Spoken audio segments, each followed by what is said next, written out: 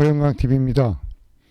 2026년 2월 21일 제75회 도랑선생님 예언과 어록 9번째 시간입니다. 오늘은 도랑선생님의 가치, 도랑선생님에 대한 소개, 도랑선생님의 삶, 농부의 마음과 위정자의 마음, 끊임없이 이어지는 영, 이에 대한 말씀을 드리도록 하겠습니다. 허영광 TV는 디지털 문명의 지속적인 발전을 위해 노력할 것입니다. 오늘도 허영광의 해인의 조화 제2편 도랑선생님 소개 9번째 방송을 이어가겠습니다. 이건 제가 그린 그림인데요. 도랑선생님 얼굴을 활용해서 이런 제 그림을 제가 페이스북 챗GPT를 통해서 이렇게 그림을 그려봤습니다. 이 어른이 인류의 구원자로서 세상에 등장하는 날, 전 세계는 이렇게 환호하게 될 것입니다. 이 미래 시대의 배경에는 이렇게 어마무시한 위험들이 도사리고 있습니다. 그런데 이 위험들을 물리치고 모든 인류가 이렇게 환호할 수 있는 그런 날이 오게 될 것입니다. 그래서 저는 우리 디지털 문명 창조를 위해서 우리 도랑 스승께서 이 세상을 새로운 문명으로서 창조하실 것으로 이렇게 생각을 하고 있습니다. 도랑 선생님에 대한 마음을 좀 전달드리도록 하겠습니다. 이 청량한 우리 산야죠.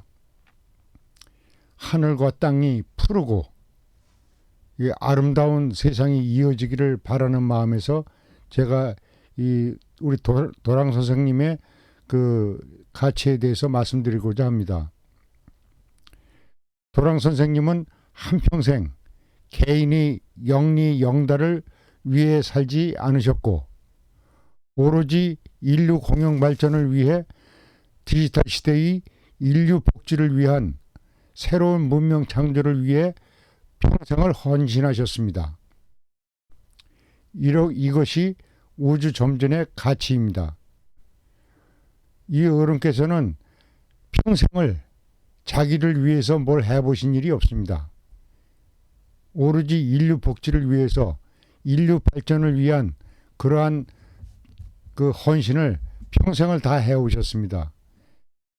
세상 사람들이 몰라도 저는 이 어른을 살아생전에 모셨었기 때문에 제가 이 어른에 대해서 잘 압니다.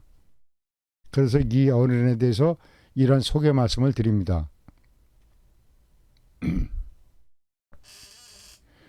그러면 도랑 선생님은 어떤 삶을 사셨나 이에 대해서 말씀드리겠습니다. 도랑 선생님은 평생을 두고 가족 생계를 위해 돈벌이를 하신 일이 한 번도 없으셨습니다. 슬하에는 3남 3녀 6남매는 고스란히 부인이신 사모님께서 노력으로 키우셨습니다. 가족의 고통이 제일 크셨습니다. 우리 도랑 선생님이 인류를 위한 그러한 노력이 반대로는 가족들한테는 혹독한 시련으로 남겨주셨던 거죠. 이래서 이런 말씀을 누가 전해주지 않으면 이거를 알 수 없기 때문에 이것을 겪었던 제가 말씀드리는 겁니다. 젊은 시절 우리 스승님 젊으셨던 시절에 일본과 서울, 계룡산 신도안에 머무신 이후 낙향하셔서 홀로 산속 외딴 집에 사시면서 일체의 외출을 하지 않으시고 홀로 고독한 생활을 하셨습니다. 제자들이 방문하였을 경우에만 일반 식사를 몇 번 하시고 30평생 대부분을 솔잎과 감식초, 죽순, 나물 이런 걸로다가 생식으로 이렇게 일관해 오셨습니다. 그래서 제가 이 어른의 생활을 보면서 마음이 숙연해집니다. 이 어른이 자기 자신을 위한 어떤 그 영달을 위해서 한 번도 노력을 안 하셨어요. 하다못해 그 먼저 시간에 말씀드렸던 일본 그 신문사 대표 고홍철 씨가 여기 직접 방문하셔서 그 제안을 그 큰 돈을 제안을 하셔도 이런지하에 거절하셨어요. 그것은 이 어른의 가치는 그 돈에 있지를 않고 오로지 이 정신으로서 전 세계 인류가 잘 살게 되기만을 그렇게 기다리시고 또 그러한 업적을 남겨주셨습니다. 제가 이렇게 그 이 학문에 매달리고 있는 이유도 이러한 훌륭한 어른의 정신적 가치를 세상에 알려드려야 되기 때문에 제가 이런 방송을 하고 있는 것입니다. 도랑 선생님의 집에는 그 아드님의 노력으로 여기에 전기도 들어오게 하고 수도도 들어오도록 했습니다. 그렇지만 도랑 선생께서는 한 번도 수도꼭지를 틀어본 일도 없으시고 또 그 전기도 써보신 일이 없습니다. 오로지 원시적인 생활 하시던 거 그것을 지속적으로 이어오셨습니다. 제가 이 어른을 뵀을 적에 이 어른은 이렇게 그 신성과 같은 이러한 삶을 사셨습니다. 오로지 남한테 피해를 주지 않고 오로지 인류 복지를 위해서 자신의 모든 것을 헌신하신 그런 어른이셨습니다. 요 세계적인 유네스코에 올라온 이 동의보감, 우리 그 도랑 스승께서는 이 허준 선생이 이 훌륭한 업적에 몇 배의 업적을 남기셨습니다. 그러나 지금 그 이 어른은 아무것도 세상에 아직 알려진 게 없죠. 이제 그것을 알리기 위해서 제가 이런 방송을 하는 겁니다. 이 디지털 크리에이터리즘, 그 크리에이터리즘, 이 창조 정신, 그 이러한 정신, 그러니까 그 새로운 디지털 문명 시대에 이러한 것들을 창조하신 어른이시며 이 어른은 이 허준 선생이 동의보감을 쓰신 것에 대단히 큰 비중에 이 동의보감 가치보다 엄청 큰 가치를 이미 많이 남겨놓으셨습니다. 이러한 시대가 머지않아 열리게 될 것입니다. 여기서 넘어가겠습니다. 도랑 선생께서 하신 말씀 중에 한 말씀을 전해드리겠습니다. 농부의 마음과 위정자의 마음은 다르다 하는 말씀을 하셨습니다. 이건 예를 들어서인데요. 농사꾼이 무밭을 가꿨습니다. 그런데 그 무밭에 인삼 한 포기가 자라고 있었습니다. 무를 심었는데 그 무밭에 인삼이 하나 자라게 됐습니다. 농사꾼은 이 무밭에 이런 인삼이 하나 생기면 이것도 같이 소중하게 생각하고 여기서 같이 기르게 되죠. 그래서 이 무도 키우고 산삼도 키우는 이러한 그 역할을 하는 것이 농사꾼의 마음입니다. 그러나 이 농사꾼은 이렇게 농사를 짓지만 이 위정자들이 이 농사를 짓게 되면 무밭에 인삼이 한 그루 자라게 되면 위정자들은 이 많은 여러 무를 보호해야 된다는 이유로 이 인삼을 뽑아버립니다.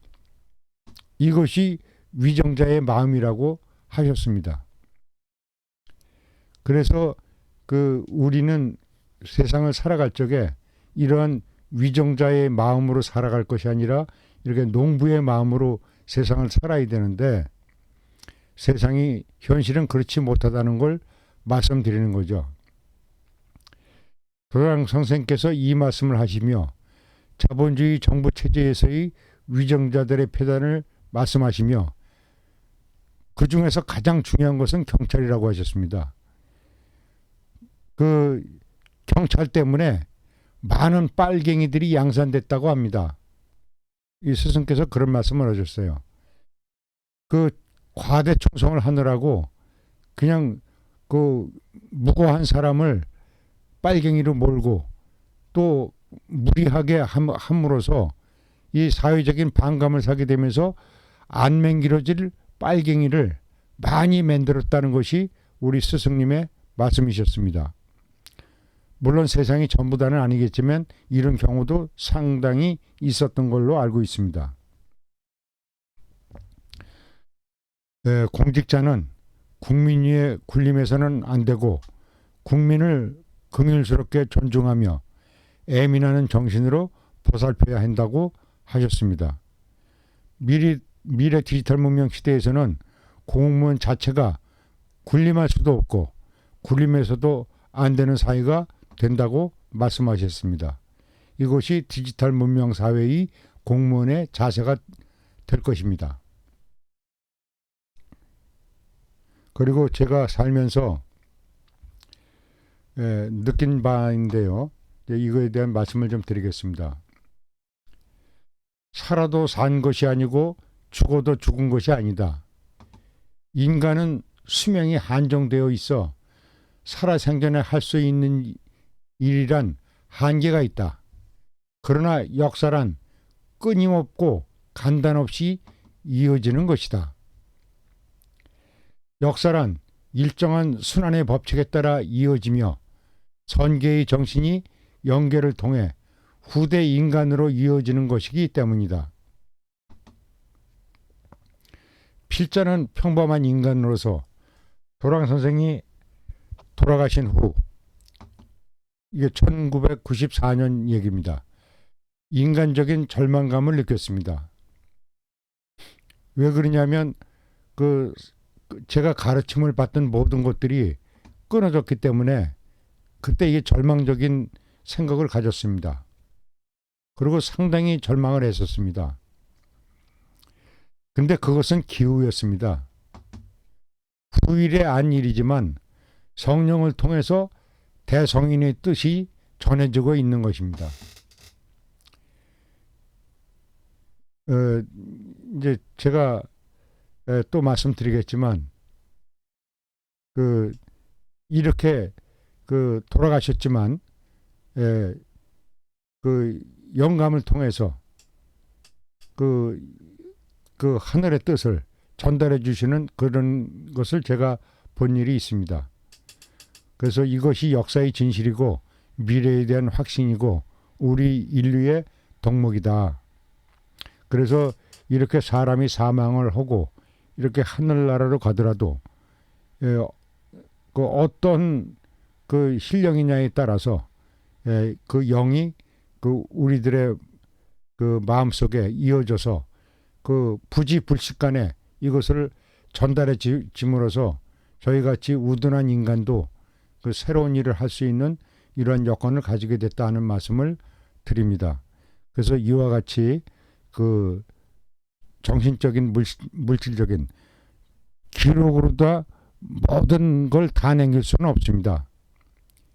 그러나 이 도랑 스승께서는 이런 영계에서라도 이러한 가치를 지속적으로 전해주시고 있다 하는 것을 말씀드리겠습니다. 오늘도 짧은 얘기지만 또 중요한 얘기를 좀 말씀드렸습니다. 앞으로도 이 디지털 문명 창조를 위해서 지속적인 노력을 할 것입니다. 허영강TV 허영강이었습니다. 시청해 주셔서 감사합니다.